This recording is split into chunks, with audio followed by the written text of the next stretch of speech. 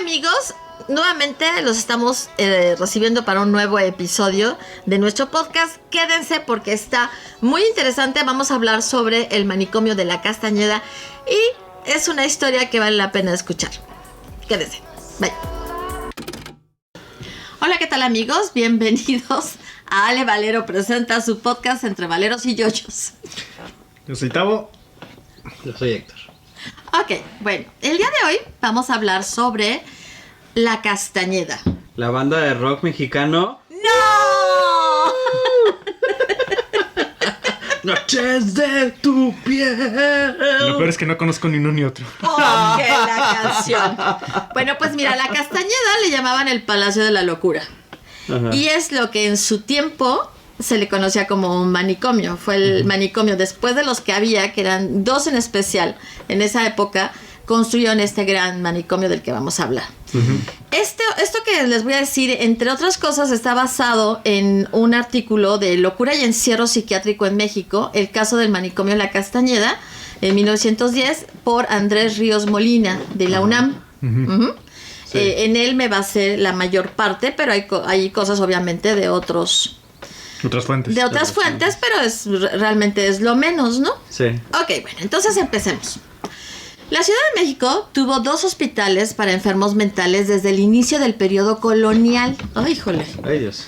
El primer manicomio al que vas a ir a dar mi vida, el primer manicomio de América, el Hospital San Hipólito, que fue fundado o construido en 1566.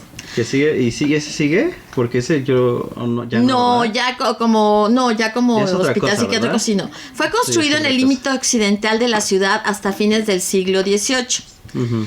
El segundo fue fundado en 1700 y albergaba mujeres con enfermedades mentales y su nombre era Divino Salvador. Ajá. Y popularmente se le llamaba La Canoa. Bueno, enfermedades mentales. Sí. Ay, pero sí, van a poder dar entre otras cosas. Sí. Bueno, también aquí dice en el que pues sí, que en ese tiempo estos centros estaban en los límites de la ciudad. Límites de la ciudad que ahorita están en el centro histórico. Es que es lo curioso, era lo que les... O sea, sí, exactamente. O sea, esos límites son el centro histórico actualmente. Es el colmo. Es que es hasta principios del siglo XX que la ciudad, de ser bastante pequeñita, se Híjole, expande. qué bárbaro, pero de qué manera. Sí. Bueno, entonces tenemos que La Canoa, que era el nombre de la calle donde se localizaba el Divino Salvador. Ajá. Entonces tenemos que una era principalmente para mujeres, que era el Divino Salvador, y la de San Hipólito era principalmente para hombres. Ok. ¿Había para niños? No. Ese hospital de La Canoa era más céntrico porque estaba a 50 metros del Teatro Iturbide, que más tarde se convertiría en la sede de la Cámara de Diputados. Es hermoso el edificio. Sí, es hermoso el edificio, qué lástima. Lleno de cerdos. Bueno, sí, muchos. O sea, hay mucho rebaño ahí. En 1872 fue eso. Como paréntesis cultural, justamente estaba por ahí cuando fue el terremoto del 17 de septiembre. Del 19 de septiembre del 2017. Y cuando salí, todos los diputados afuera nada más para decir, vamos a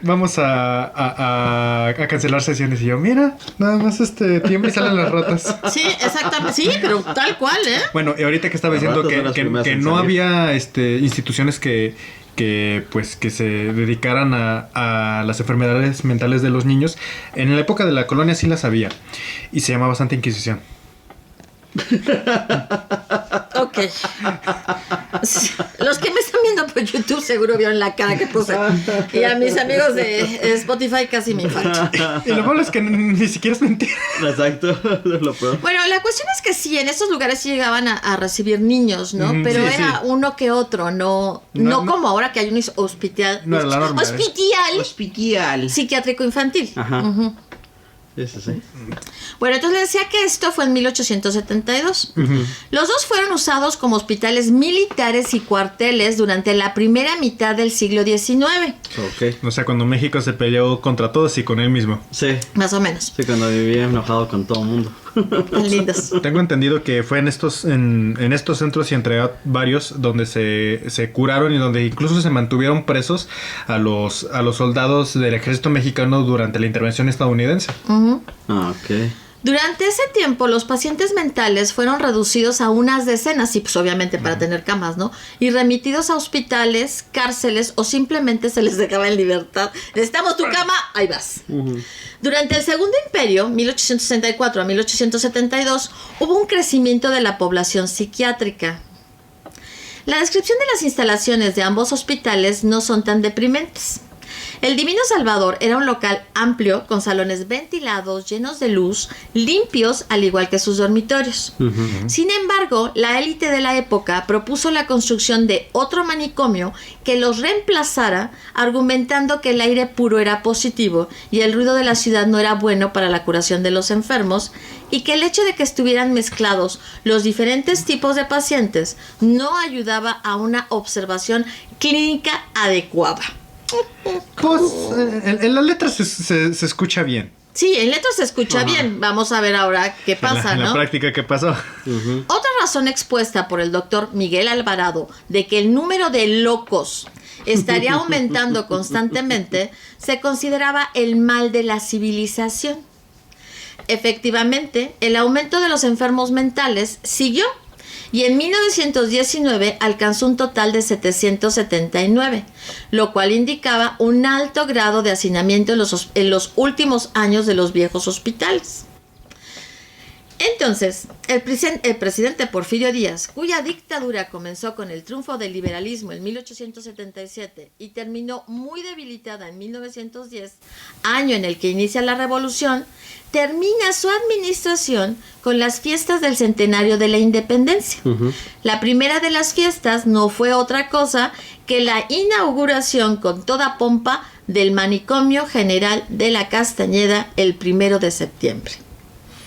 Pues sí, es que justamente para el centenario de la independencia, pues Díaz tenía pensado todo un magno evento que sí se hizo, pero tenía también pensado fundar muchos monumentos. Sí. El hemiciclo a Juárez fue hecho por él, el Ángel de la Independencia, el Palacio de Bellas Artes, que en su tiempo todavía no estaba terminado, se terminó después, pero al parecer la Castañeda pues sí fue de las que sí se entregó dentro de su mandato. Y también lo que hoy es Monumento a la Revolución, que iba a ser el Palacio Legislativo, que iba a estar mucho más chulo de lo que tenemos ahorita, pero bueno. Pero sí, o sea, a lo mejor la influencia que él tenía y que les molestaba mucho aquí, ¿no? La influencia francesa. O sea, ok, yo puedo entender que les molestara, pero ¿qué tiene de malo tratar de hacer una ciudad más hermosa? Mira, es que es lo que pasa con muchos gobiernos es que aquí nos ay, perdón. Se va el dinero y no la veo más hermosa. Es que llega otra nueva administración y dice, ¿cómo vamos a seguir con algo que hizo el demás? ¿No sabes qué? Cancélame ese aeropuerto y vamos a poner uno donde yo quiera. Sí, esto es un ejemplo. Sí, o sea, son cosas que a veces pasan. Exacto. O sea, aquí, por ejemplo, este manicomio sí obviamente respondía a la necesidad de algo más grande porque ya los otros eran insuficientes. Pero también al hecho de poner, ¿no? Al país ya en una situación más de ¿cómo se llama? De modernidad. De modernidad, ¿no? Sí. Ok, bueno. Esta obra... no, me falta algo, que esto es importante, por favor. La élite política, embajadores y cónsules, familias de renombre y destacados empresarios se dieron cita para recorrer las instalaciones. No, está genial. Y sería la última vez que lo hicieran. Ah, claro, sí. Sí, claro. Bueno, ¿tú ves los videos? No, está genial, ¿eh? Está genial cómo está ahí la gente toda. ¡Oh! Todo fifí. Sí, todo muy fifí. Todos los caterines, todo, sí, ya sabes, las mujeres con sus sombreritos todos coquetos. Los cuates con trajes militares. Sí, no, o sea, se ve bonito, ¿no? Pero bueno. Esta obra fue la última de las imponentes obras arquitectónicas construidas como parte del proyecto porfiriano, que buscaba que la capital fuera el reflejo del ingreso de México en la modernidad. Los constructores del nuevo manicomio se alinearon a lo estipulado por el reformador de la arquitectura psiquiátrica en Francia, Dr. Jean-Étienne Esquirol. Sí, es que si no supe cómo. 80 años atrás. Para él, los espacios debían tener las siguientes características. La clasificación de los internos debía hacerse según los síntomas similares y a la vez se separaba cada grupo en pabellones autónomos. La funcionalidad estaría dada por la construcción de 3 hileras de edificios. Ya me perdí ya. A la izquierda y derecha de los pabellones centrales, que contendrían a los hospitalizados, la administración y los servicios generales. La eficiencia del manicomio implicaba que debía ser construido a las afueras de la ciudad, de preferencia en la ladera de una montaña, para que los internos tuvieran una agradable vista y evitar la sensación de encierro. Hasta quedó muy bien, ¿no? Y si tú lo piensas y dices, se suena hermoso, ¿no? Va a quedar algo muy bonito. Para construir el nuevo manicomio general fueron elegidos los terrenos de la antigua hacienda de la Castañeda, el cual su dueño era, bueno, me acuerdo los apellidos, Torres Adalid. Hay una calle, por eso era más fácil recordarlo, que se dedicaba al pulque, ¿no? Y su hacienda era pulquera, ¿no? Y él era muy amigo de don Porfirio. Entonces, él como amigo y Porfirio, pues, oye, esto. Fíjate que eso, aquello. Sí, bueno, ahí está el terreno. Ahorita van a ver el terreno. Esta hacienda, ¿no? Estaba cerca de las líneas del tranvía. Y aparecía una imponente reja forjada de 11 metros de ancho, o sea, ya cuando estaba el manicomio, con un letrero en la parte superior que decía Manicomio General.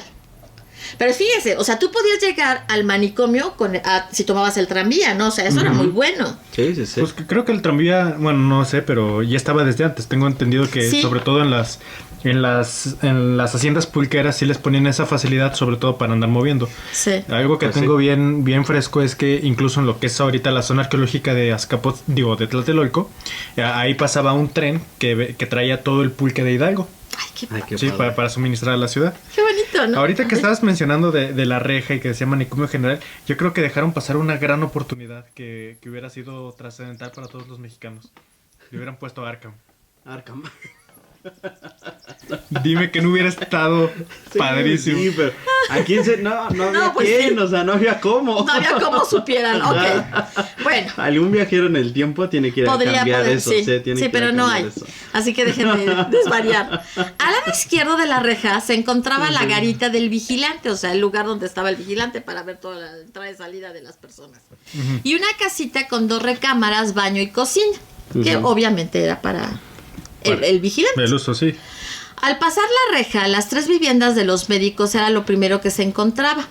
Cada una tenía un despacho, estudio, sala, comedor, cuarto de servicio, cocina, 4 recámaras y 4 piezas en el sótano, que todavía no entiendo para qué.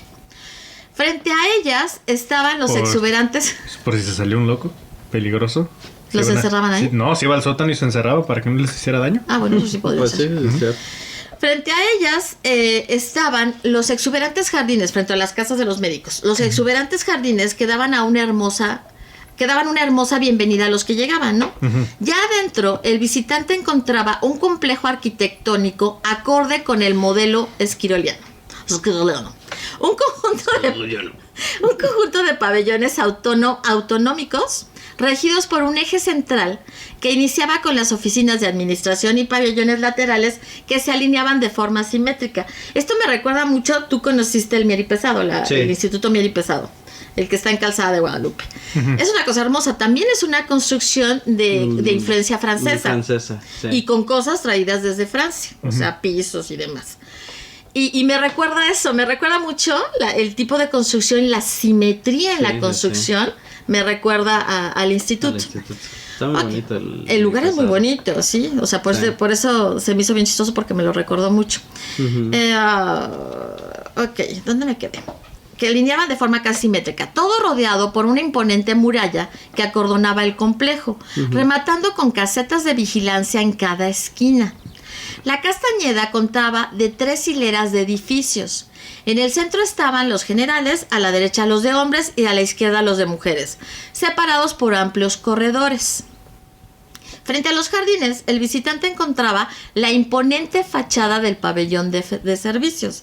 O sea, tú ves la entrada, o sea, tú ves la fachada del manicomio y es hermosísima. O sea, tú la ves y dices, qué cosa tan bella, ¿a poco vengo a un manicomio? Pues sí. O sea, sí. Y obviamente entras y luego ya las tomas por arriba, tú ves los edificios del centro, los edificios de los lados y jardines, ¿no? Es muy bonito. Bueno, era muy bonito porque ya murió por la patria.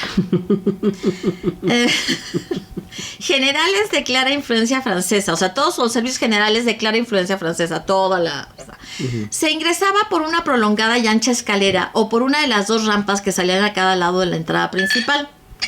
Este edificio, el cual era el más grande del complejo, estaba compuesto por 2 pisos y un sótano. Allí se encontraba la administración, los salones de clase para estudiantes de medicina, las bodegas, el salón con máquinas para lavar y desinfectar ropa, la botica, el laboratorio, los comedores para empleados, la cocina y además el salón de eventos. Uh-huh. En la planta alta estaba la biblioteca, el archivo, la sala de juntas, el laboratorio, el museo, una sala de lectura y los dormitorios para los internos y la servidumbre. Detrás de los servicios generales estaba el pabellón de enfermería y electroterapia. Allí había un salón para hombres y otro para mujeres, cada uno con 24 camas y con los aparatos transformadores necesarios para la terapia eléctrica. Después estaba el pabellón de los imbéciles. No se sienta nadie agraviado. De una sola planta. Así se les llamaba. Ahorita sería el pabellón del bienestar. ¡Salud!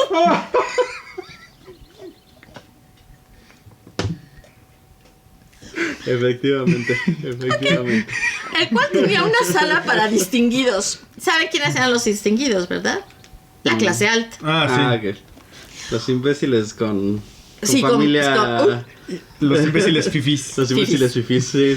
Otro para la escuela. Esa es la palabra que me falta. Sí, abolengo. Otro para la escuela y en medio del edificio había un comedor, un taller y un espacio para el gimnasio. Concluyendo esta hilera de edificios se encontraba los baños para hombres y para mujeres, imagínate para ir al baño, y el mortuorio. Uh-huh. Los pabellones laterales eran los de distinguidos, luego los alcohólicos, porque había muchos distinguidos, obviamente. Claro. Distinguidos, alcohólicos, tranquilos, divididos en zona A y B, acorde con la categoría de indigentes o pensionistas. Los indigentes, pues obviamente, su nombre lo dice. Pensionistas eran los que pagaban una mensualidad y ahí estaban, ¿no? Y había otro pabellón para infecciosos y para peligrosos. Los hombres y mujeres siempre estaban en pabellones aparte, excepto el último, en el que solo había hombres, en los peligrosos. Además, la Castañeda contaba con un departamento de calderas que tenía un cuarto para combustibles. Pues sí, así que era como funcionaban las cosas. El aumento en la población psiquiátrica se fundamenta en el cambio en la segunda mitad del siglo XIX, provocado por la migración del campo a las ciudades en crecimiento, aunado a un cambio en la composición de las familias. Por consiguiente, la carencia de una sólida red familiar que funcionara como apoyo cuando se presentaban los síntomas de alguna enfermedad mental provocó que la población migrante fuera más vulnerable y más tendiente al encierro psiquiátrico. Imagínate que vas a la ciudad para buscar una oportunidad y terminas en un manicomio. Y muchos terminaron así. Y en segunda, sí. O sea, la gente que estaba en el hospital psiquiátrico, o sea, en el manicomio, era más gente de fuera que de la ciudad. Bueno, no, tú me sabrás corregir, pero bueno, me da la idea de que sobre todo en comunidades rurales o comunidades indígenas, por el tipo de mentalidad que tienen, el tipo de usos y costumbres, no sé si incluso el gobierno mexicano pudo decirlo, no, pues es que esto no va con lo normal y pues sabes que te encerramos, cuando simplemente es otra manera de pensamiento que tenía, no una enfermedad tal cual. Sí, estoy de acuerdo, o sea, sí es así, y de hecho lo vamos a ver más adelante, pero sí. Y en segunda, hubo una redistribución de la población de las instituciones para pobres, enfermos y huérfanos. De esos salieron quienes además poseían una enfermedad mental, pues ¿por qué no? Provocando un aumento en la población en los psiquiátricos. En tercer lugar, encontramos un aumento en la cantidad de pacientes afectados de esquizofrenia, psicosis alcohólica y neurosífilis. En México, los esquizofrénicos no fueron diagnosticados hasta la segunda década del siglo XX. Antes se les etiquetaba como dementes, que abarcaba a todos los que hablaban incoherencias. Pues, no, bueno. A todos los que hablan incoherencias actualmente. Bueno. No nos bastaría 100 hospitales. Bueno, pero habría algunos que hablan incoherencias que sí nos convendría que estuvieran encerrados. Sí. Bueno, es que además, pues, espérame, porque dice que hablaban incoherencias y vivían en otra realidad. Sí, o sea, que las cambien de un palacio a otro. Ajá, exacto, sí estoy de acuerdo. En México, el alcoholismo fue considerada, acorde a los médicos, la razón del incremento de la población psiquiátrica. O sea, aquí en México, ¿no? En el caso de la neurosífilis, fueron muy pocos en este periodo. No obstante, no se explica del todo el aumento de los casos en México. Otra explicación, de acuerdo a Michel Foucault, comprender el saber psiquiátrico y los manicomios como herramientas del Estado para el control de las conductas que amenazaban con la estabilidad social. O sea, él decía que esto precisamente, ¿no? O sea, era una herramienta del gobierno para poder mantener la estabilidad, y eso qué es lo que hace que todo lo que manejas como una conducta amenazante para el Estado, algo que no sea normal, algo que no sea perteneciente a la norma, le encierras. Eso es lo que dice Michel Foucault. Pues sin embargo, de hecho eso ha pasado mucho. Sin embargo, al analizar los expedientes clínicos de la Castañeda, eran las familias las que tomaban la decisión de cederle al Estado el control y el cuidado de sus locos. Hubo momentos en que las mismas familias terminaron imponiéndose sobre el criterio médico. Van a ver, ahorita les voy a leer algo. O sea, eso todavía hasta la época en que yo empecé a ir a hospitales psiquiátricos, te dabas cuenta que las familias ejercían mucha presión en ese entonces, que sí se podía, para ¿cómo se llama? Para determinar el ingreso. Determinar el ingreso y la estancia. Fíjense. A ver, aquí está la cita. Es una carta la que voy a leer. Mi citado hijo ha tenido varias épocas de mejoría durante los años de su enfermedad, y en una ocasión estuvo continuamente bien por más de 4 meses. Pero a continuación, por causas que me son desconocidas, ha vuelto a sufrir con más frecuencia no solo los ataques epilépticos que padece por las noches, sino desequilibrios intelectuales al grado de enfurecerse, por lo que en la última ocasión intervino la autoridad política de esta ciudad para impedir que inconscientemente cometiera algún acto reprobado. En otras veces también se ha visto mejorado cuando por prescripción de sus médicos se le ha tenido aislado hasta donde ha sido posible en fincas de campo, pero notándose que a pesar de las medicinas, al volver a las poblaciones, su enfermedad se ha presentado de nuevo, perdiendo visiblemente la razón. Estos hechos me hacen pensar que si abandonara el estado de reclusión a que se le ha sometido en este humanitario establecimiento, indudablemente se perdería todo lo que se ha ganado en favor de su salud. Ahí tenemos claramente a alguien que es una amenaza para el Estado, ¿no? Uh-huh. Y entonces, ¿qué haces? Lo internas. Como lo aíslas, justificas, o sea, lo justificas así como que no, es que cuando sale se pone bien mal. Y ustedes que son tan buenos, pues ahí lo cuidan muy bien y él está controlado, está estable. Y hay mejoría, sí. O sea, pa pronto, pues, con que no sea mi bronca y no lo esté cuidando yo, le pasa la bolita a otro. Exacto. Sí, también. Sí, exacto. Ok, bueno, entonces, esto implica que el criterio usado para encerrar a los locos no fue necesariamente psiquiátrico. Hubo referentes culturales que definieron los comportamientos que se asociaban con la locura. Esto permite definir y diferenciar entre enfermedad mental y locura. La enfermedad mental es un criterio clínico para ubicar un sujeto en una entidad nosológica, o sea, en un criterio médico para lo que es una enfermedad, ¿no? Su desarrollo y demás. Y la locura tiene que ver con los referentes usados por cada cultura para aislar a quienes asumen como poseedores de una naturaleza anormal. Y entonces les voy a leer otra cosa. Sí, o sea, se vuelve subjetivo. La locura depende de quien la vea. Y de a quien le convenga, obviamente. Ok, leemos otra carta. Otra cita. Su conducta con sus familiares ha sido de verdadero martirio. Airado siempre, carente de toda clase de sentimientos nobles, de la más rudimentaria educación.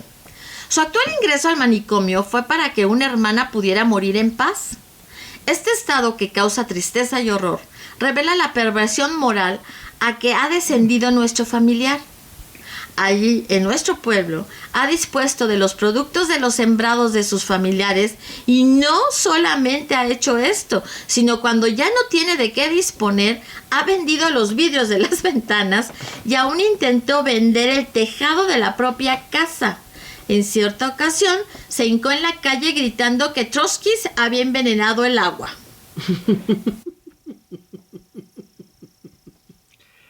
Chale. Conozco muchos el rincón de Romos que ya está ya en un manicomio. ¿Sí? Y familiares para acabarla de fregar. No, bueno, eso estuvo ya más triste, ¿no? Pero bueno, ¿cómo te ayudo? Ok, bueno.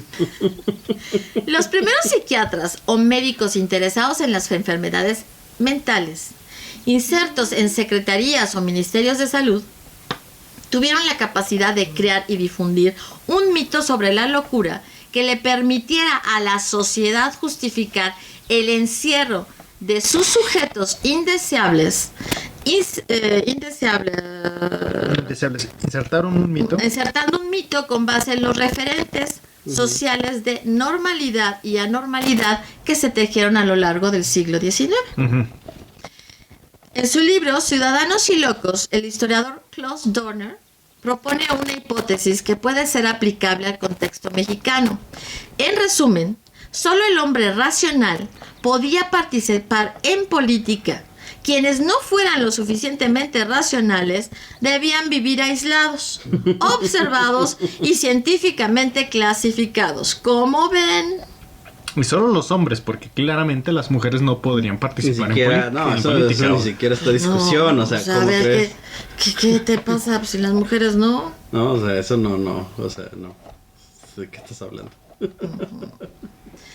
Ok, las enfermedades más diagnosticadas acorde a los criterios de la época y muy lejos de la psiquiatría contemporánea fueron demencias. Aquí fueron clasificados aquellos sujetos con desórdenes irreversibles en las funciones intelectuales, cuyas manifestaciones eran la pérdida de la capacidad de razonamiento, memoria y lenguaje.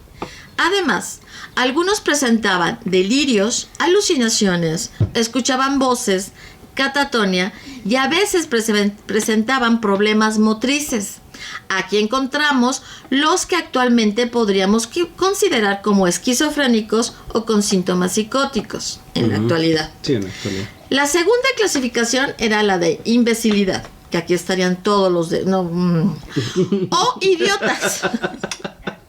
Todo el gabinete de algunos países. De algunos países. Algún país latinoamericano. Pues varios países latinoamericanos. ¿Sí? O idiotas, aquellos sujetos que manifestaban síntomas similares a la demencia. La diferencia radicaba en que esta última, o sea, los idiotas, aparecía en la juventud o en la vejez, mientras que los imbéciles lo eran de nacimiento. Pues ya clases, ya, o sea... O sea, también sí te das cuenta cuando tu hijo es así, no, sí, ya no se puede hacer ya nada. No se puede hacer más, o sea. Hasta aquí llegó. Y tiene luego, ese hijo tiene un sueño guajiro y lo cumple. Sí, o sea. Y llega hasta a dirigir un país. Y llega a dirigir países. Está canijo, ¿no? Porque no puedo ser padre. Pues sí. Bajo este criterio encontramos personas con síndrome de Down, imagínense, autismo o alguna otra forma de retraso mental. En el tercer grupo de diagnóstico tenemos la epilepsia, caracterizada por las convulsiones y o los trastornos de la personalidad. Cuarto grupo, el alcoholismo.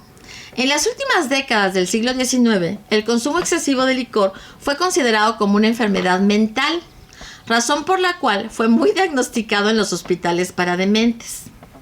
Los psiquiatras los clasificaban así cuando, además de presentar anomalías en sus expresiones, comportamientos o posturas físicas, bebían bebidas embriagantes.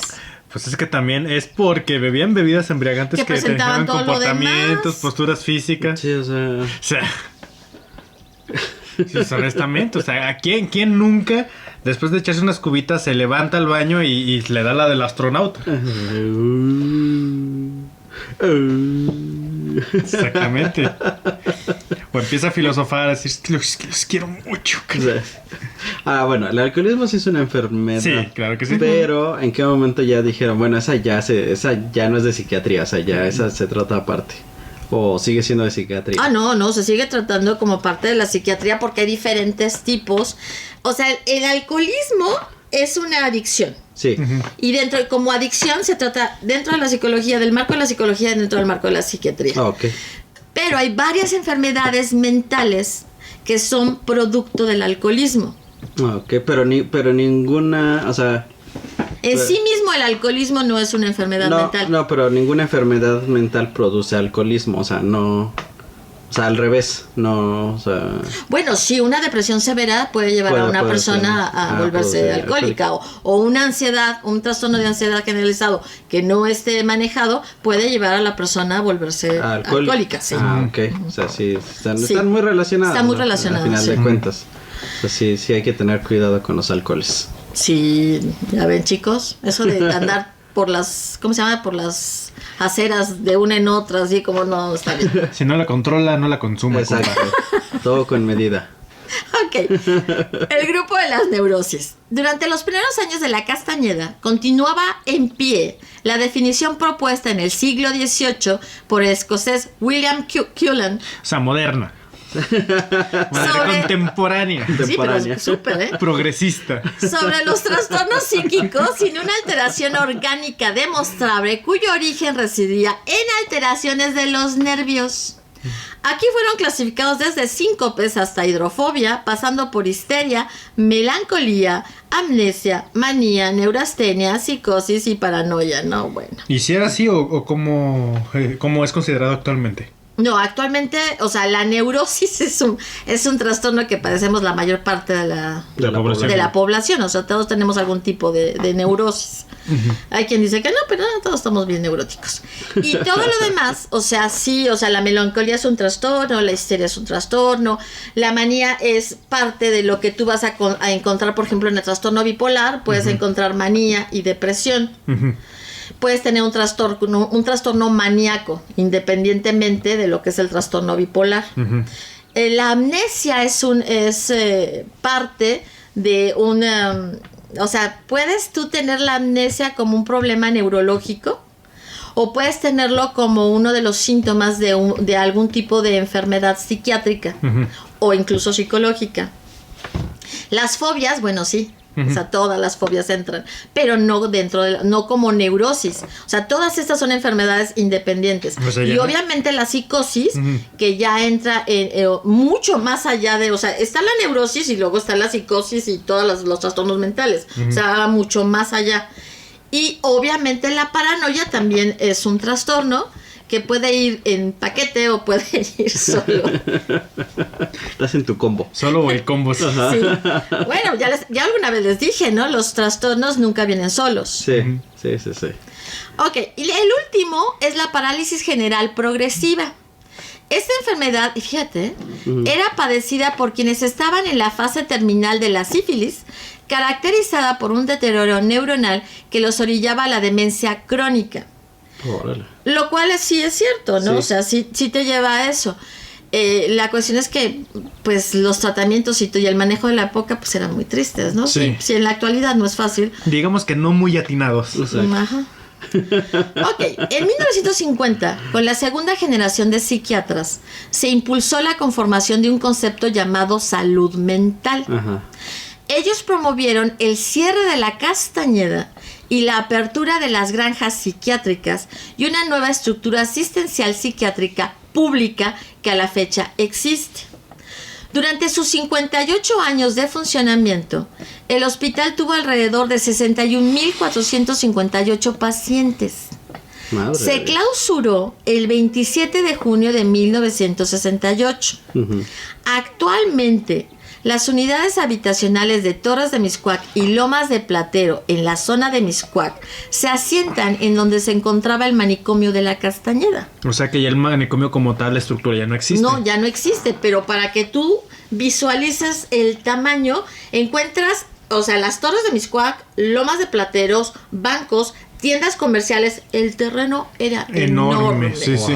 Sí, era una cosa que tú decías, wow. Ajá. Sí, Cuando fue había algo espacio en la Ciudad de México. Sí, cuando había espacio. Qué padre. Ahora bien, ¿a dónde me quería regresar? ¿A las granjas? A las granjas. O sea, se propuso otra forma y otro manejo, ¿no? Ahora tienes... Ahí sí decían, a tu abuelito se lo llevaron a la granja. Sí, lo vamos a llevar a una granja donde va a correr con otros abuelitos. Con otros abuelitos. Sí me hicieron con un perrito.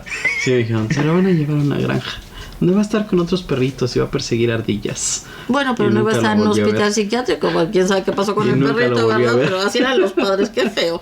Cuando sean papás no hagan eso, ¿eh? O sea, o sí o no con los animales. Lo que se tiene que hacer es, ¿sabes qué? Se murió. Porque pues, te tienen que enseñar a... Sí, pero tampoco regalárselos. ¿Cómo? O sea, cuando les compran un perro a los niños y el adulto se harta del perro y regala al perro, ¿no? No, por eso no está bien. No, y luego te dicen que se fue también a una granja. Sí. Bueno, es que, sí, entiendo, pero luego hay situaciones donde pues sí es imposible que al animal pues se le pueda mantener. Pues entonces que el papá se vaya a otra parte. No, yo diría que la medida de lo posible se busque que el animal lo tenga una persona que sí lo vaya a cuidar. No, es que tienes que pensar para comprar un animalito o para ir a adoptar un animalito. Si tienes una casa pequeña o un departamento, no adoptas un perro grande. Pero luego hay eventualidades que pues, uno no prevé. Vamos. O sea, no lo estoy justificando. De hecho, sí estoy con la idea de que si vas a tener un animal, tienes que hacerlo con la conciencia de que es con todos la responsabilidad que conlleva y que pues le vas a dar una buena vida al pobre animalito. Sí. No lo vas a tener en la azotea con una camisa de la América. No, eso sí estaría grave. Sí, no, pobrecito. Ok, bueno, a ver. Hay algo que o sea, aquí mencionaban las granjas. Las granjas eran lugares. Sí, esas eran las granjas. Las granjas donde van a desintoxicar a la gente. No, bueno, esas son esas son las de AA. Ajá, por eso esas granjas no. No, esas no eran las granjas. Las granjas eran lugares fuera de la ciudad donde se llevaba a los enfermos que no tienen cura, ¿no? Uh-huh. Y que además ni tienen cura ni tienen familia y muchas características, ¿no? Uh-huh. Y entonces se los llevaban a esos lugares. Nada más que esos lugares hasta en la actualidad, bueno, no he ido aún últimamente, ¿no? Pero los tienen en malas condiciones, ¿no? Uh-huh. Porque como son personas realmente muy mal. Uh-huh. Y pues se rompe la ropa, entonces muchos están desnudos. Uh-huh. Y luego están desnudos sobre su excremento, sobre sus orines. O sea, el ambiente laboral no es el más no, apto. Entonces realmente, o sea, sí entiendo que es muy difícil tiene que ser muy tener difícil. Personal para estar manejando eso. Y menos si el Estado no te está echando la mano. Exactamente. O sea, tú para tener granjas tendrías que tener mucho apoyo del Estado. Mucho presupuesto. O sea, con un presupuesto que te permitiera tener el personal para estar lidiando con esas situaciones y no tenerlos viviendo en la popó. Uh-huh. Sí, porque vamos, yo ahorita que estábamos hablando de la Castañeda, bueno, no sé si lo mencionaste, pero creo que sí debía de haber alguna diferencia entre los pensionados y los... no, sí, indiscutiblemente o sea, que sí. O sea, sí hay una gran diferencia. Sí hay una gran diferencia. Bueno, si quieren terminamos y empezamos a hacer todo el análisis más. Pero vamos con el lado oscuro. Uh-huh. Al manicomio de la Castañeda se le llamó también las puertas del infierno. Qué bonito nombre, sí. ¿Verdad que sí? Doom. Merol. La puerta del infierno. Durante todo el tiempo que se mantuvo en operación, los encargados abusaron de los electroshocks, de la aplicación de baños de agua helada, las condiciones extremas de insalubridad y hacinamiento, entre otras cosas. O sea, prácticamente era como vivir en Yacas 24/7. Más o menos. No inventes, sí. Durante mucho tiempo tenían una hospitalización o tuvieron una hospitalización de 3.300 internos, 3.500, por lo cual los encargados tomaron la decisión de quitar las camas para ahorrar espacio y los enfermos dormían en el piso. Bueno, iba a decir, y no era más fácil poner literas, pero no, o sea, como que sí. No. Sí era peligroso. Sí era muy peligroso. Y luego todo eso estaba construido con duelas, como el Mier, ¿no? Que pura duela. Y esa duela, pues obviamente se destruía con los orines, esos sudores que se pueden tener por tanta hacinamiento, y las mordeduras de las ratas. Pues obviamente había mucha rata. La atención médica disminuyó. Los fines de semana, por ejemplo, un solo médico atendía a más de 3,000 pacientes. ¿Cómo vas a atender a 3,000 pacientes? No. A la falta de vigilancia, porque no había presupuesto, se dieron violaciones, muertes por enfermedades gástricas, torturas, suicidios y golpizas entre los internos. Y obviamente de los cuidadores a los internos, obvio. Aquí la situación es que, mira, el hospital o el manicomio fue pensado por Porfirio Díaz. Cuando en la época de Porfirio Díaz se vivía de otra manera. Y lo que él inyectaba de flujo económico a las cosas que él quería le importaban era más. Sí. Se va Porfirio Díaz, viene todos los cambios, ¿no? Viene la revolución y todo esto. Y obviamente los presupuestos. Sí, no, mira, para empezar, la revolución como contexto, bueno, como hecho histórico, dejó al país en un retraso sociocultural y una pobreza económica terrible. En el tiempo de don Porfirio, por lo menos sí se pensaba tener el presupuesto para mantener en buenas condiciones, en la medida de lo posible, el lugar, el hospital, ¿no? Desgraciadamente ya en esa situación ya no iba a haber ese presupuesto y la cosa se fue poniendo cada vez más fea, ¿no? Claro. A lo largo de sus 58 años fueron internados como locos, enfermos mentales, sí, alcohólicos, sifilíticos. O sea, los sifilíticos y los alcohólicos no tendrían que estar en sí ahí. Debería haber una clínica especial para ellos. Los ancianos dementes, que también deberían estar en otro tipo de instituciones. Epilépticos también tendrían que estar en otro lado. Sí. Militares con traumas de guerra. Jovencitas histéricas. Lesbianas. ¿Cómo crees? Heroinómanos. Porque obviamente una mujer que sepa leer tiene que estar en una de esas instituciones. Claro. Claramente. Sí, ahora, los heroinómanos, estoy de acuerdo en cuanto a que las drogas llevan a estados de conciencia no necesariamente muy buenos en algunos. Bueno, ahí estaría. Pues sí, en algún lado tenía que estar. Pero pues no se tenía ni la preparación, ni los manejos, ni nada. Fumadores empedernidos de marihuana. ¿Por qué ibas a meter a...? Bueno. A los no. Peleadores callejeros. ¿Cómo? Hombres de negocios melancólicos frente a la bancarrota. No inventes. Y niños con retraso mental. Tú no puedes encerrar a un niño con retraso mental. No, claro que no. Hubo quien pasó ahí el resto de su vida. Sí. Toda su vida en el manicomio. Y luego manicomio. Bueno, ahorita regresamos. Finalmente, los primeros habitantes esto ya es para cerrar, ¿no? O sea, ya hablamos de lo malo, el lado oscuro, y luego, ya para cerrar todo este rollo, de una vez que se decide que se cierre la Castañeda, una persona, ahorita no recuerdo quién, se trasladó toda la fachada a su casa. No sé si es Cuernavaca. Y se construyó su casa con toda la fachada del Castañeda. Híjole. Imagínate. Lo que es tener dinero. Bueno, es que también pero además quieres tener de fachada la fachada de un manicomio. No, pero pues bueno, una cosa es el manicomio per se y otra cosa pues es la obra arquitectónica. Sí, no lo entiendo, la obra arquitectónica es hermosa, pero yo sí todo el tiempo estaría asociando, ¿no? O sea, ya llegué al manicomio. No es mi casa. Pero imagínate, tal vez no lo puso en su casa, la puso en la casa de la suegra. Una broma pesada entre fifís. Mira, suegro, le regalé esta fachada. ¿De dónde es? Está bonito, usted no pregunte. Bueno, pues entonces quitan la fachada y luego quitan todo lo demás, lo cual se llevaron muchísimo tiempo. Era enorme. Fue mucho tiempo para desmantelarlo por completo. Qué horror. Después construyen las unidades habitacionales, obviamente, ¿no?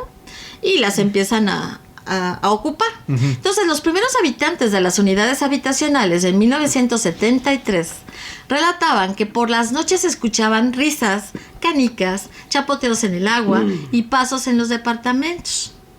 En la actualidad, se dice que a partir de las 10 de la noche se escuchan lamentos y que los muebles son arrastrados. Se dice que en los pasillos comunes se pueden ver macetas que se mueven solas y personas que suben y bajan escaleras gritando. ¡Qué loco! Está canijo.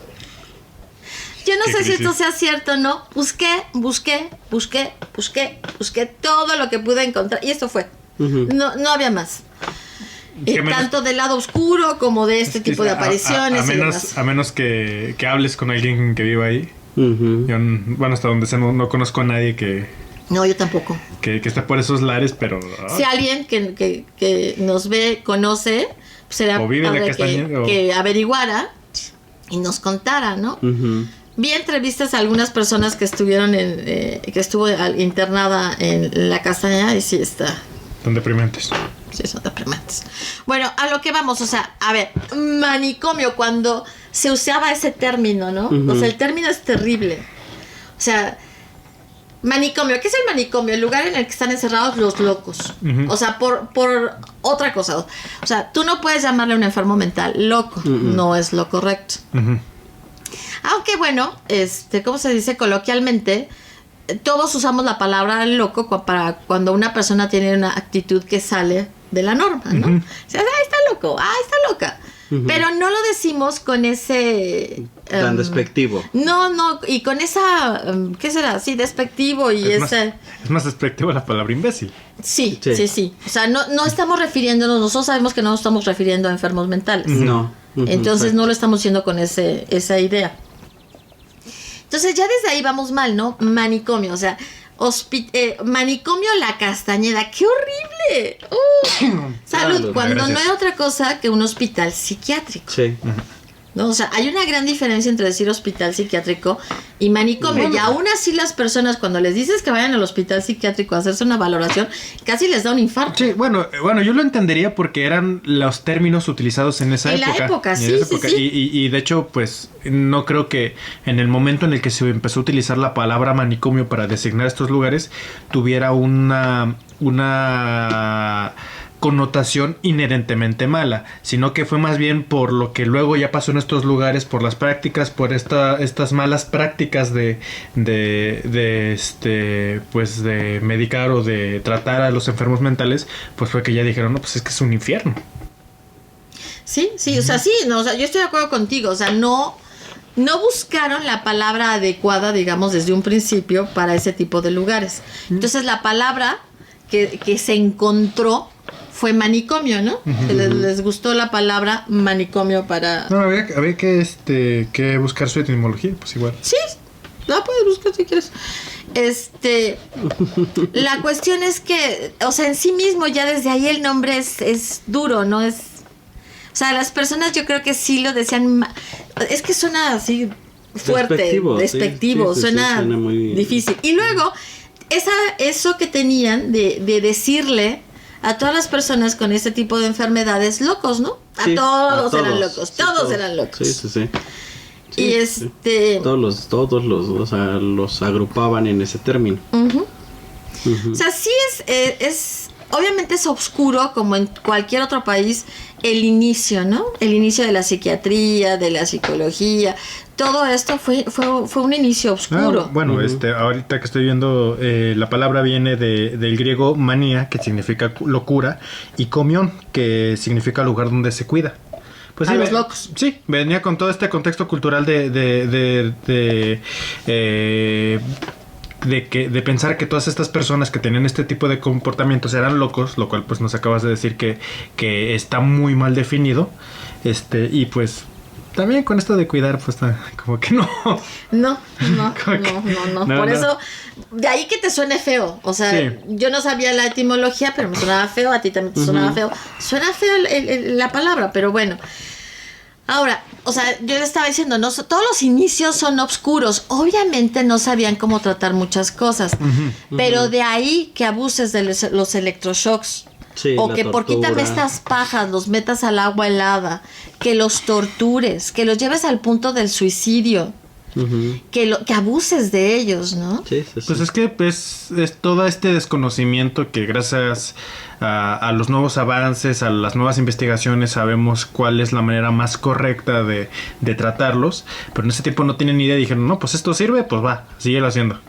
Pero ¿sabes qué es lo triste? Lo triste es que sigue habiendo muchos lugares de este tipo, o sea, hospitales psiquiátricos en donde sigue pasando lo mismo. Sí, no, y hospitales donde prácticamente lo siguen torturando, violando y demás. Sí, o sea, el índice de violación se dispara en los hospitales psiquiátricos, ¿no? Porque hay pacientes que todo el tiempo están bajo la influencia de medicamentos que los tienen noqueados, ¿no? Sí, sedados. Entonces, sí, es muy fácil, ¿no? Para alguien que cuide a ese paciente violado. No, y más si no se tiene... Hombre, mujer, lo que sea. Sí. Y más si no se tiene la vigilancia adecuada o los medios para ir controlando qué tipo de personas están ¿cómo se llama? Están ingresando ahí a trabajar. Justamente, pues ahorita por la tarde le pregunté a un amigo ahí de allá de la Ciudad de México, pues qué sabía de la Castañeda, y me dice que sí, que se sabía que muchos enfermos sexuales, mucho depravado, iba a pedir trabajo allá. A andar para poder abusar, andar de cuidador, para hacer todo lo que quisiera, porque pues sabía que iba a salir impune. Y pues eso sí, la verdad, está mal. Y obviamente, pero lo más triste es saber que hasta la fecha son cosas que siguen sucediendo, sí, que ¿no? se sigue pasando. O sea, obviamente en la historia, ¿no? de la psiquiatría, el ir avanzando implica ensayo y error, ¿no? O sea, desgraciadamente, pues no son enchiladas, es muy complicado. Sí. Entonces se han establecidos muchos medios de curación, digamos, que no eran los apropiados, ¿no? Hace X tiempo estaba viendo un episodio de los de Leyendas Legendarias sobre la lobotomía, ¿no? Bueno, no era de leyendas, era del Dolop, que es de los mismos de Leyendas Legendarias. Y es lo mismo, la lobotomía, ¿no? Que se empezó a utilizar para tranquilizar a aquellos pacientes que se encontraban muy inestables, los lobotizaban, ¿no? Que eso fue cambiando, ¿no? Al principio yo estaba diciendo que les inyectaban alcohol directamente al cerebro. Yo no sé, eso tendría que averiguarlo, ¿no?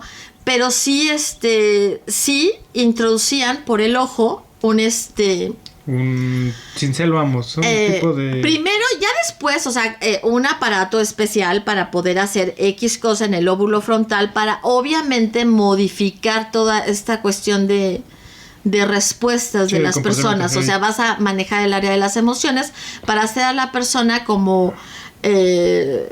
tranquilizarla. Llevarla a un estado en que las emociones...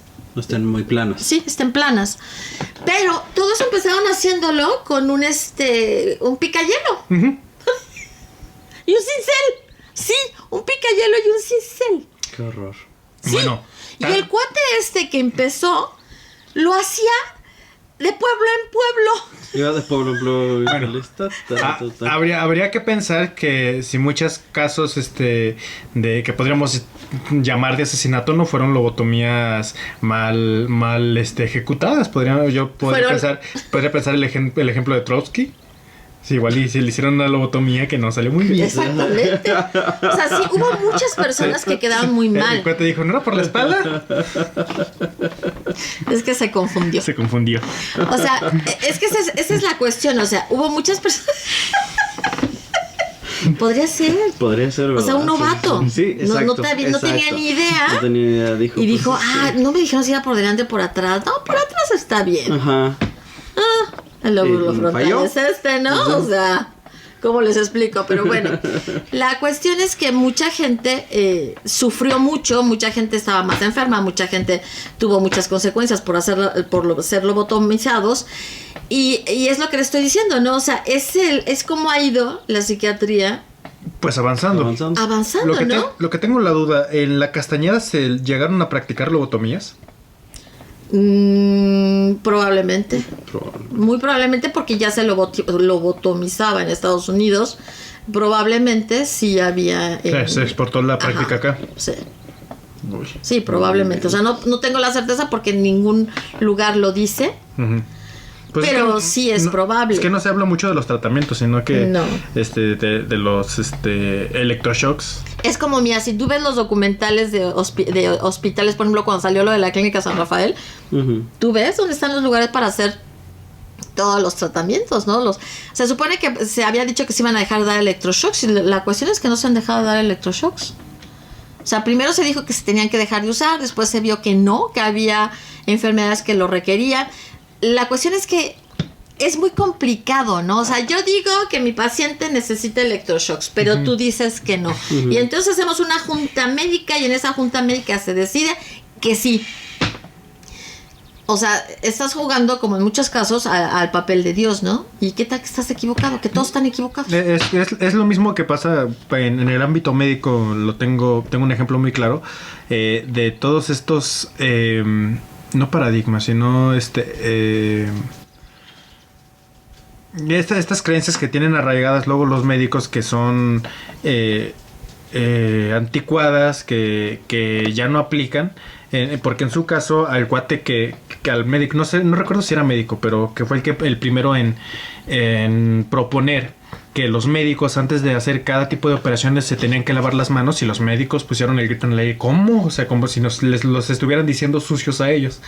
Y pues durante mucho tiempo no lo llegaron a hacer. Que incluso que este cuate que lo propuso le tuvieron que hacer una intervención médica de la cual murió porque el médico no se lavó las manos. O la esterilización de los instrumentos.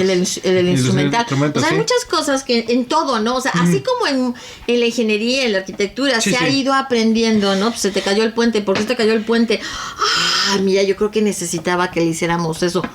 O sea, yo creo que en todo, ¿no? En todo se ha ido modificando muchas cosas, buscando que la atención cada vez sea mejor, ¿no? Claro. Ahora lo que se ha logrado, sí, indiscutiblemente, es que...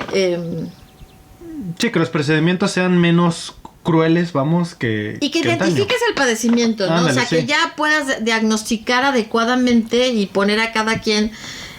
es que son etiquetas, te guste o no, son etiquetas. O sea, pero ponerle el nombre de la enfermedad, ¿no? Pues sabes que esta persona tiene esta enfermedad. Sí, es que, ¿sabes qué? Se necesita etiquetar para saber qué se va a hacer. Pues sí, pero las personas lo toman a mal, porque no es lo mismo que te digan eres diabético a eres esquizofrénico.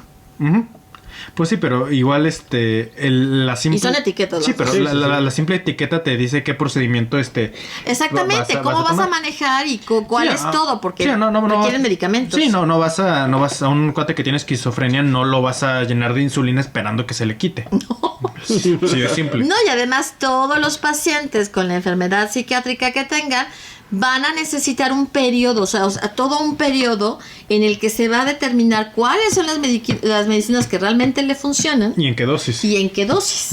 Entonces, no hay tienes que tomar esto y se acabó. No es tan sencillo, es complicado. Sí, es que aunque podamos generalizar, es que tienes tal tipo de padecimiento, pero como bien lo dices, que nunca vienen solos, se tiene que saber con qué otros padecimientos está acompañado, qué tipo de medicamentos y qué tanto puede aguantar el cuerpo, porque pues todos los cuerpos humanos son diferentes.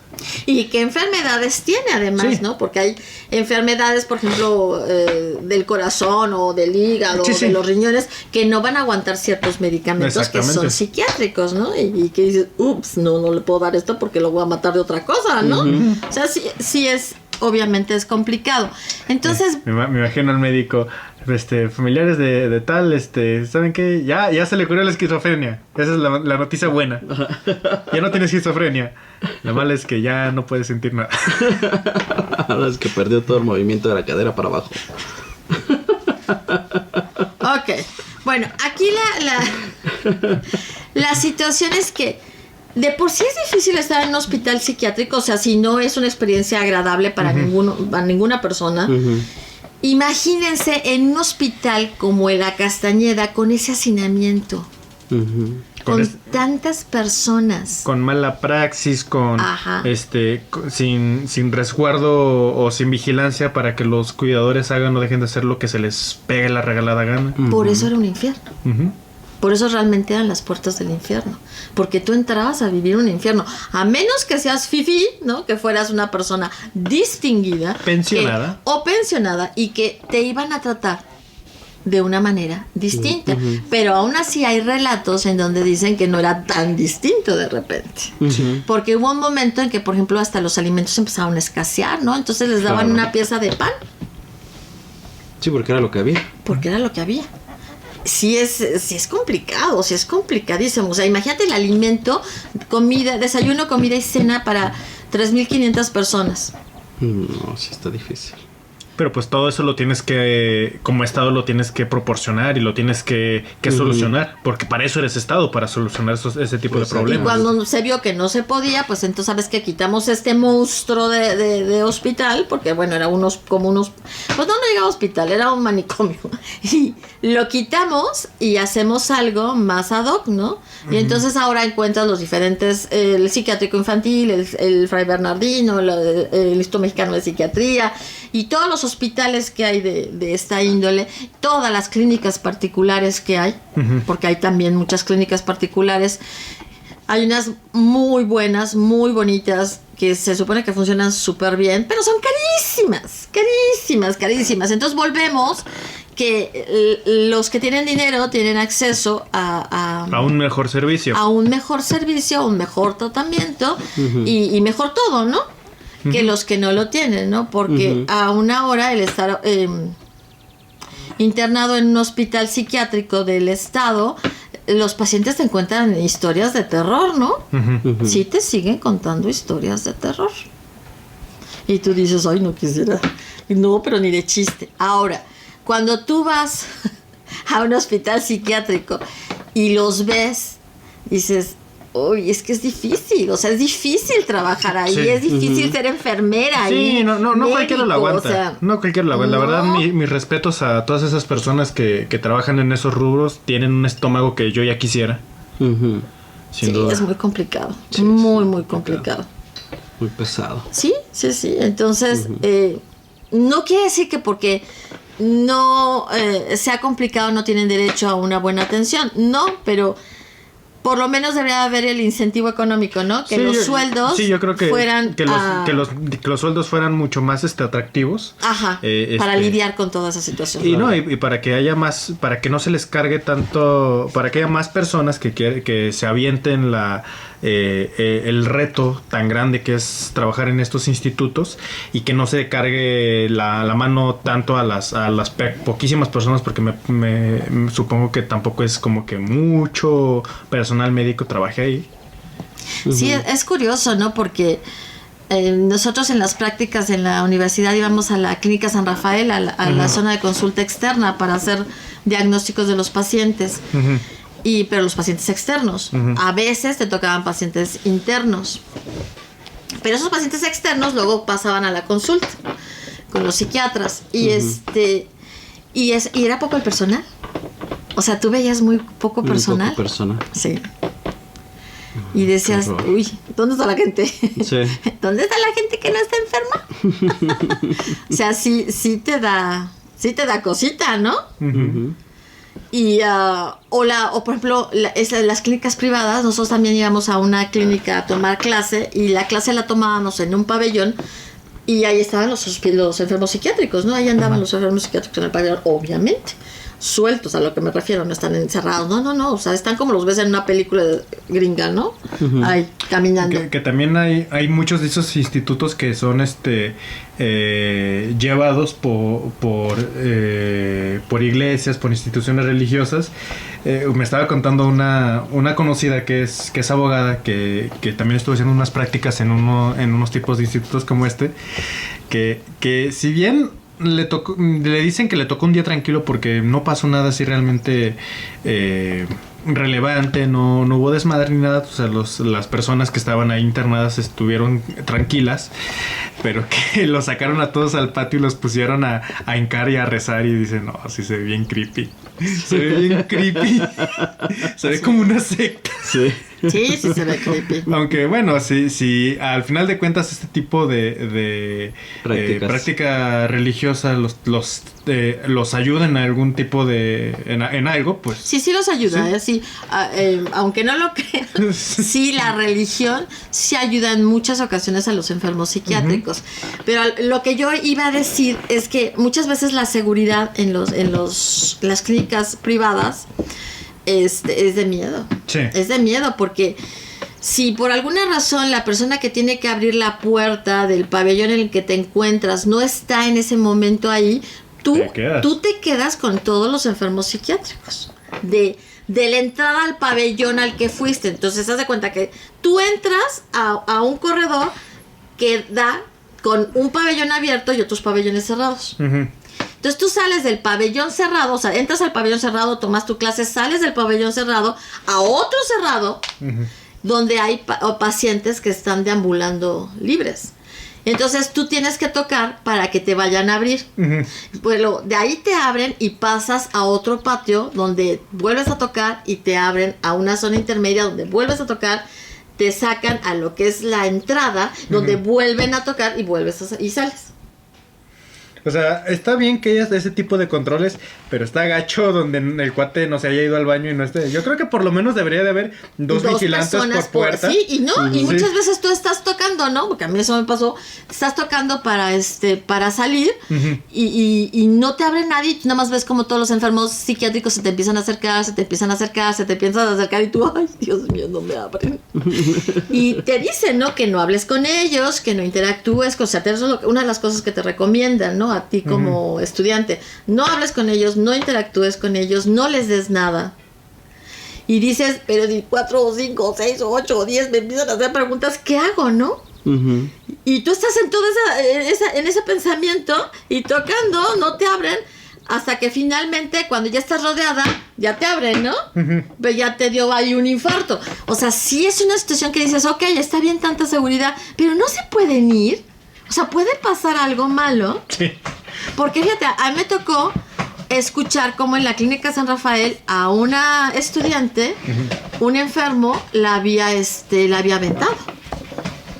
Un enfermo violento la había aventado y tú te preguntas, o sea, ¿dónde estaba la seguridad en ese, uh-huh, momento, no? No, yo creo que también es necesario que los que vayan tanto a clases como en tu caso o a visitar pacientes además, pues también haya alguien que los esté acompañando.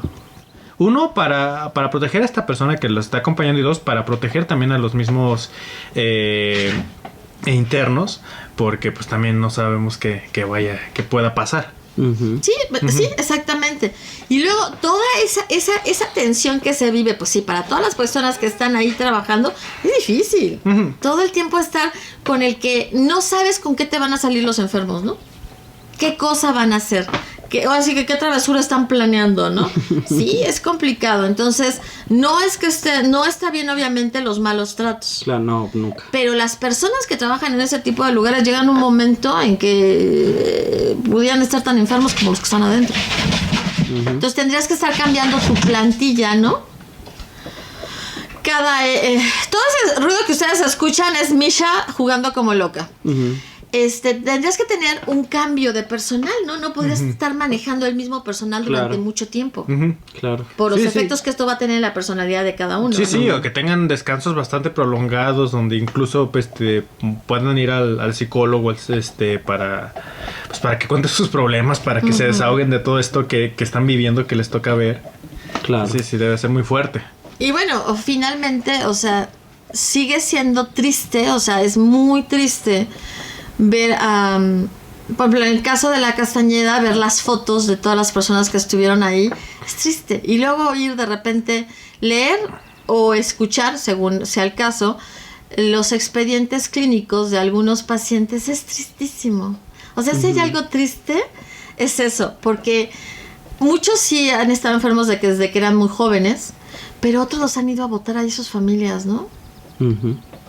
Solo para no cuidar. Y llega un momento en que la familia desapareció porque se murieron, por lo que fuera, y la persona quedó ahí encerrada, ¿no? Y es lo que a nosotros nos decían, ¿no? Cuando estábamos en las clínicas, en la clínica particular nos decían, bueno, es que si la persona que tiene la tutela muere y no le hereda, por decirlo así, la tutela a otra persona, es un problema. Porque no hay cómo dar de alta al paciente. Y entonces es el Estado el que tendría que intervenir y hacer toda una serie de pues yo no sé si sería como un llamémoslo juicio, ¿no? Para saber si puedes, donde se presenten los pros y los contras, para ver si liberas o no liberas a una persona, ¿no? Y a lo mejor esa persona ni siquiera estaba loca, nunca, bueno, perdón por la palabra, nunca tuvo un trastorno mental, simple y sencillamente su esposo no la quería, ¿no? Y como no podía deshacerse de ella y no quería un divorcio porque era darle todo, la mitad de su dinero o X, Y o Z, pues la internó en un hospital psiquiátrico. Ahora, cabe señalar que actualmente no es tan sencillo internar a una persona en un hospital. Tiene que ser, cuando los llevas así despiertos, o sea, bien, tiene que ser bajo su, ¿cómo se llama? ¿Voluntad? Sí, o sea, tiene que ser voluntario. O sea, la persona tiene que decir, sí, me quedo internado. Si no, no los puedes internar, por mal que estén. Y solamente que estén completamente fuera de la realidad. O sea, en una situación realmente complicadísima, se puede internar. Pero en el momento que la persona ya empieza a estar más en la realidad, se le pregunta si quiere permanecer ahí o si se quiere ir. O sea, ya no puedes internar a alguien en contra de su voluntad, porque precisamente se vio eso, ¿no? O sea, que mucha gente lo hacía simplemente para librarse de alguien. Entonces, para evitar eso, no, pues, ¿sabes qué? Si tú no te quieres internar, no te internas. Lo cual no sucede con un niño, ¿no? Con un niño sí lo dejas internado. Pero obviamente ahí las políticas son más duras en cuanto a que realmente junte ciertos criterios, ¿no? Sí, para estar internado. Aquí hay evidencia científica para. Sí, que no sea de habladas. No, o sea, es toda una situación complicada, sí, incluso ¿no? a los chicos que tienen ciertos problemas, tengo entendido que se prefiere, en algunos casos se prefiere que se mantengan en casa. Por ejemplo, chicos con autismo, chicos con este tipo de enfermedades, pues que sí se mantengan en casa. Sí, porque, o sea, se ha demostrado que muchas enfermedades en casa las personas progresan. Se llaman mejor, sí. Entonces, y la mayor parte de las enfermedades mentales ahorita, con un buen manejo, pueden salir adelante. O sea, ya son menos los enfermos mentales que definitivamente tienen que quedarse internados. O sea, ya no es como antes. O sea, ha avanzado lo suficiente en la medicina para poder lograr mantener a raya una enfermedad mental, ¿no? Sí, obviamente hay el riesgo de que tenga los... como un ataque. Sí, como crisis. Los altibajos. Ajá, y sucedan cosas que no sean obviamente de buenas y haya que llevarlo, pero no como necesariamente recaídas. Internarlo, o sea, como una recaída, se me olvidó la palabra. O internarlo un cierto tiempo, unos días, un par de semanas. Sí, por ejemplo, por un brote psicótico normalmente te internan un mes, ¿no? Y un brote psicótico lo puede tener cualquiera. O sea, una persona que a lo mejor sí cae en bancarrota, la deja a su marido, pierde a sus hijos, fácilmente puede tener un brote psicótico. Sin haber presentado antes nada. Sí, sin haber tenido ningún antecedente. Entonces la llevas, ¿no? Ahí sí tú la internas, porque ella no, obviamente no está en nada como para poder hacerlo por sí misma, y está un mes internada, pero en ese internamiento todos los días debe ir la persona que la internó y se está en un continuo monitoreo, ¿no? O sea, es una cuestión de que, o sea, a ver si sí, ¿no? A ver si no me la estás enloqueciendo y la enloqueciste al punto de que tuviera el cuadro psicótico, pero tú eres el villano de la historia, sí. De la historia. Entonces sí se hacen muchos manejos que obviamente antes a nadie le importaban, ¿no? Sí hay muchos cambios muy buenos. Lo malo es que sigue habiendo mala praxis, lo malo es que sigue habiendo abusos, lo malo es que sigue habiendo violaciones. Abandono del Estado. Sí, o sea, eso sigue, persiste, pero ya es más lo bueno que lo malo. Pero no deja de ser triste las personas en un hospital psiquiátrico. Es triste. Sí. Es una cuestión triste. Por lo menos a mí sí es una de las cosas que me pegan mucho ver a las personas ahí. Sí, es muy duro. Es una situación muy complicada. Sí, realmente sí. Ok, bueno, pues entonces esto sería todo, ¿no? Para que seguimos andando en cosas feas. Sí. Y bueno, o sea, no se vaya a vivir a Lomas de Platero ni a las Torres de Miscuac. Y si se van a venir, bueno, cuéntenos. Y si se van y graben. Exactamente, proporcionen grabaciones que serían muy, ¿cómo se llama? Interesantes. Exacto. Ok, bueno, pues entonces esto fue todo en Ale Valero Presenta. Recuerden darle like, suscribirse, picarle a la campanita y escribir,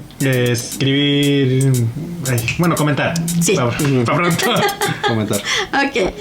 Y estuvieron con nosotros en Valeros y Yoyos Tavo, Héctor y una alocadísima Misha. Sí. ¿Por qué no? Bueno, amigos, cuídense mucho, que estén bien. Hasta pronto. Nos vemos. Bye.